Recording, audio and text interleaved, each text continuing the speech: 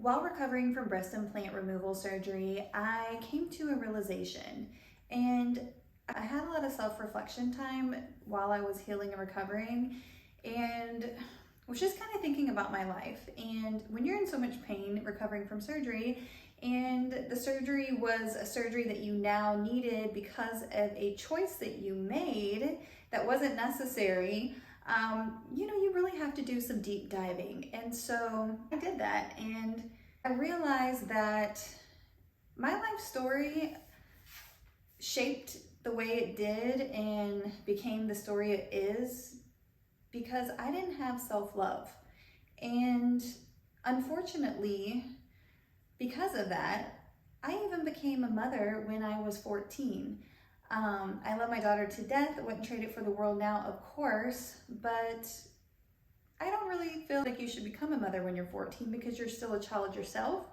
And then by the time I was 18, I was looking into getting breast implants because I was now a legal adult and could do it, and got them right before I turned 19. Both of those things were huge life decisions that I made because I didn't actually love myself.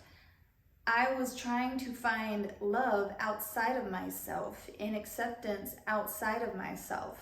Why did I get pregnant? Because I was seeking to feel love because I didn't feel love within myself. So I met someone who made me feel love. And in return, I ended up pregnant when I was 14. Again, when I was 18, I definitely at this point, being a teenage mom, did not feel confident, didn't feel satisfied, wasn't happy. And so I was taking it out on my body. I was in the gym, I was doing figure model training, and seeing myself in the mirror was like, you know what? I'm not perfect enough. I'm gonna need to go get breast implants so that I can have that perfect figure. Especially because I had a baby when I was 14, and now I feel like my breasts just aren't good enough. And so what I do, made another life decision that changed 20 years of my life because of the illnesses that the breast implants caused. All of this now, looking back, is a good thing because I was able to go through those experiences and then go through the realization that I did.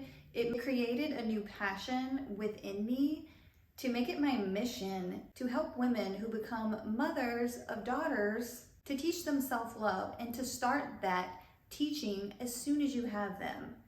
And obviously, to teach self-love, you have to have self-love. And a lot of us was not modeled that ourselves because our mothers and our grandmothers were not modeled it, and it was a trickle-down effect. And so sometimes you can't teach what you don't know.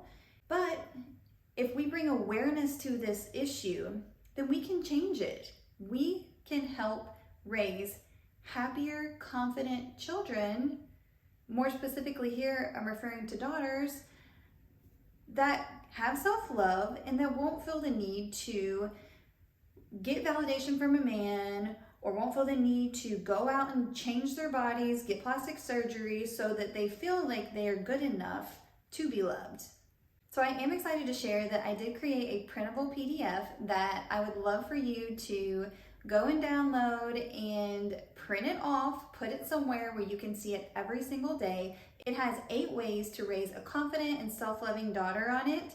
At first, you will have to read it, start memorizing it, start practicing it, and then as time goes on, it will serve as a positive trigger reminder when you see it, whether it's on your fridge or in your bathroom or in your toilet room, wherever you can see it every single day. You'll see it and it will remind you, it will give you that little snap in your brain of, I need to make sure I'm doing a good job modeling self-love and truly having self-love so that I can teach that to my daughter so that she can have self-love.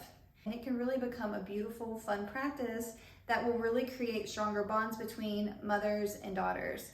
I wish I would have had a guide like this when I was 14 and becoming a mom to a little girl so that I could have helped myself and helped her. So I really wanted to share this specifically for us women in the breast implant illness community because I know a lot of us are struggling with self-love. Maybe you're not currently, but maybe you were at the time when you got breast implants. Because I do At this point, looking back, feel like if we would have had enough self-love, we wouldn't have felt like we really needed to go get them. Even if we knew they would have looked good or cool or whatever, or made you look sexier, we wouldn't have really felt the need to. Because we would have already felt sexy just being ourselves. So join the mission in helping me create the new normal for women to be modeling self-love to their daughters so that their daughters can grow up to be confident and self-loving.